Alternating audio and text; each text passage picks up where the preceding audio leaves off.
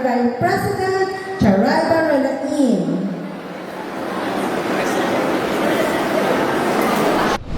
Malipayon nga gisaulog ang pinakaunang batch sa inaugural cash gift distribution alang sa mga nag-edad 80 o 90 anyos sa lokal nga panggamhanan. Gibati og tumang kalipay ang octogenarians ug nonogenarians nga nakadawat sa ilahang mga incentives nga gikan mismo sa national nga panggobyerno sa pagpaningkamot sa City Social Workers and Development Office ug sa Office of the Senior Citizens Affair. Apil na ang dakong suporta nga gihatag ni City Mayor Jose Ire Lampagos.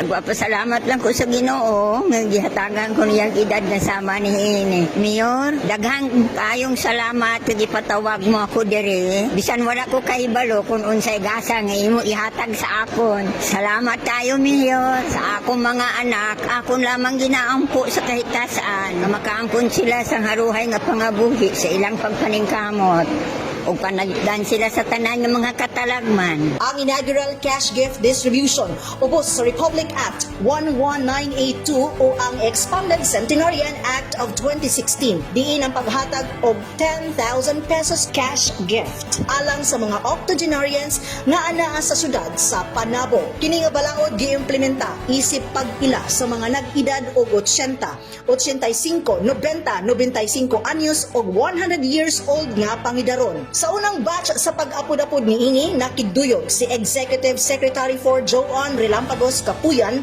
isip representante ni City Mayor Jose Ire Lampagos. Nadawat na usab sa ikaduhang batch sa octogenarian ang cash gift ug dako ang ilahang mga pahiyom sa nakuha nga incentives ug gilauman nga magpadayon na kining programa nga usa ka inisyatibo nga nagtinguha sa paghatag og ginabang sa mga senior citizen aron masuportahan ang ilahang panginahanglan ilabi na sa aspeto nga pinansyal. Kauban sa kamera si Louie Panagsagan kini si Dali Amag nga gikan sa City Information Office Broadcast Services alang sa Frontline News Panabo. Importante informed.